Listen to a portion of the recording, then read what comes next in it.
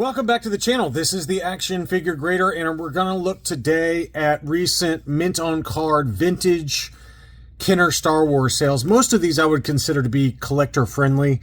There were some high grade examples that sold in this batch of items I'm going to cover, but a lot of these were not, I would call grade worthy, but interesting sales for those of you that like to collect mint on cards, don't necessarily need the highest of the high grade. We're all on a budget these days, and there were some pretty good deals in this batch of items. So I want to say thanks to those of you that watch the channel. Really appreciate the channel support. I hope everyone had a really great 4th of July holiday. I'm filming this like 2 weeks before July 4th because I've got commitments, but I'm planning to release this the day after July 4th. So I'm preemptively striking and letting you know happy July 4th. I hope everyone had a great holiday. Let's take a closer look. So we got a 12 back B clear bubble C3PO, and this one had just a little bit of wear around the hang tab. You can see a very soft crease there. It's nothing major, but it's enough. It's enough to probably bring it down to a max of an 80 grade, if not even a 75 plus, given some of the other items I'm noticing when I'm looking at it. So I don't know what's going on in that top left corner. There's some kind of defect there around the price sticker. The lower right corner looks pretty good there. Looks pretty good. Let's see how the back of the card looks. You know, just very light edge wear. I'm going to go ahead and say that this one gets either a 75 plus or a low grade 80 if I was grading it. I'm not saying you have to. I'm just giving you an idea of condition. Blister looks really good on this one though, and that one sold for $7.52. You know, what I should have done was pull up some recent Hake sales for 12 back B C3PO graded, just to get an idea of the price difference relative to this one. You guys can certainly do it yourself if you go to hakes.com and type in AFA 12 back B C3PO. It'll pull up past auctions to kind of give you an idea of how prices have changed over the years. It's a good way to do it for, you know, 12 backs or early card backs. Here was the 12-inch Ben Kenobi graded AFA 75. Always tough to find one of these still mint and sealed box in fairly high condition, high grade condition. 75 is pretty good for a 12-inch. It's just really tough to find these in good condition just because of all the nooks and crannies that go on with the box and the flap and the window. They can just get damaged so easily. But this was a pretty high-grade example, AFA 75. It was listed for $950. The best offer accepted on that was $800, according to 130point.com. So that one sold for $800. Pretty beautiful example there. Always love that card image of Sir Alec Guinness. And I think this one was a relist. It might have even been relisted twice. I can't remember. But Brian's Toys had this 20-back A Han Solo large head graded AFA 75. I know it sold at auction one time in the low 8s, like 820-ish. But, you know, as does happen with auctions sometimes on eBay, sometimes the buyers don't pay. And it's happened to me when I was listing stuff on eBay. I don't list stuff on eBay anymore just because of how annoying it is. But, you know, some buyers just like to win the auction and then they never pay. And you can see here, the card got an 80, blister 70, figure 80, for an overall 75. The reason it got this 70 is you can see the stress marks on the upper portion of the blister and on the right-hand side. You can see those little white stress marks there. That does happen sometimes if it gets dinged. It's not a crack. It's just it's like the early formation, the early foundation of what would eventually become a crack if it had not been salvaged and preserved. Those white kind of stress marks there is what I call them. Still a really nice item though. I mean, it's a 20 back A Han Solo, beautiful card image, beautiful card condition. It's really just those stress marks that were enough to bring it down to a 75 despite the 80 score for both the card and the figure. So that one resold in a second auction for $779. So it usually happens that way. If somebody lists something at auction that's really desirable and it sells, and then the buyer doesn't pay, and then they relist it, usually the second time around it goes for less. Very, very rarely does it go for the same amount or more in a relisted auction. And that's the same, you know, that's exactly what happened with this particular item. So $779. I think the old one was around $820. If memory serves, don't quote me, but that's my guess on that one. Here was a beautiful AFA 80 20-back D Hammerhead. Punched example, no price sticker, clear blister, beautiful archival case, 85, 80, 85 were the subscores on that one. That one did sell for $8.25. I know I sent that out in a buy it now alert to my Patreons, potentially even had it in a what to buy video, but it did sit for a little while. And I was a little surprised by that because I thought it was worth the asking price of $8.25. So that one did finally sell at $8.25. We had some early card backs that were not what I would call grade worthy. At least this one for the Snaggletooth is not, but still factory sealed. You can see the major damage to the blister there. It's got a major crunch on that. That, you know, would really preclude this from needing to be graded, but sliding acrylic case would be more than sufficient, and you'd have a beautiful 21 back Snaggletooth for your collection. So factory sealed, but just major creasing or crushing on the blister, and so that's why it sold for $3.55. So in higher grade, a 21A or B for Snaggletooth offer list like this, in very high grade, you can probably double that price pretty easily, if not 2.5 times. So I thought that was a very appropriate price. Here was not a mock, so this is the only non-mock, but I wanted to show it because I thought it was really cool looking. This one was a CAS 90 loose graded Greedo displayed with an original 20 back for Greedo. So that's a pretty cool option that CAS offers, where they add like a sliding acrylic, or not, you know, a acrylic sheet in front of the card back, and it's got little hooks for the figure just like they would normally do, and then they encase the weapon on the side of the acrylic case. So you can see there, loose graded 90. But that one really displays nicely. It's another really good option for those of us on a budget. It works really well with Lily Letties. I had some, you know, true Lily Letty card backs from Mexico with the Lily Letty figure, and it kind of presents like a mint on card.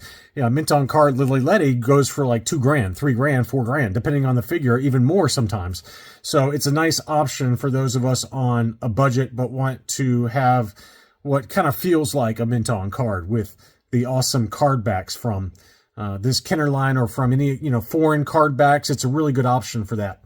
So $365 was the sales price at an auction on that one.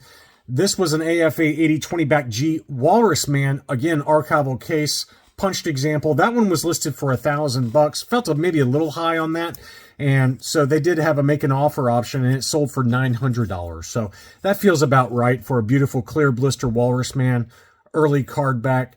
80, 80, 80. So, you know, straight 80s for the subscores. Punched example. Beautiful, beautiful item there. And likewise, this one was listed the other, like maybe this morning even. And I saw it, but I was running behind because I had to go help install a new air conditioner at one of my rental properties. So I couldn't send it out to my Patreon supporters. And of course, now that I've come back and rehydrated and taken a shower, it was like 100 degrees out.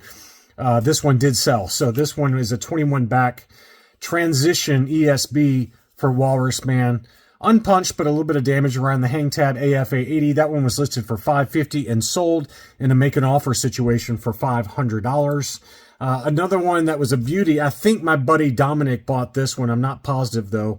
This was a beautiful 45 back Star Wars display arena offer for Greedo, clear blister, unpunched with a price sticker in the upper right-hand corner, and it was listed for $450. Best offer accepted on that was $400. So beautiful Greedo. There's something about Greedo on ESB card backs that I really like. I don't know why that is, but I've always found that to be a really nice match for Greedo. So that was beauty. There were a couple of play sets that were factory sealed that sold at auction. First is the Turret and Probot play set from the Empire Strikes Back. That sold for $526. The box was not perfect, probably overall about a 75 grade, but $526. It's very tough to find this factory sealed. And likewise, here is the Imperial Attack Base from the Empire Strikes Back line of toys. That was also factory sealed and sold over in the UK for £356, which is $480 US. Again, probably about a 75 grade. Both of those had some minor wear to the boxes, but were still factory sealed and hence sold for, you know, a fairly elevated price versus what a loose complete example would go for. Lobot on the 41 back clear blister punched example. This was not graded, but in a sliding case. and it did have a huge price sticker going right through Lobot's forehead. He's got a gigantic forehead that is not protected by any hair, very similar to yours truly. Lobot and I have the same kind of sunken cheek thing going on around our noses because we're both getting a little bit up there in age. So Lobot is a kindred spirit of mine. My head will look like his very soon, I'm sure.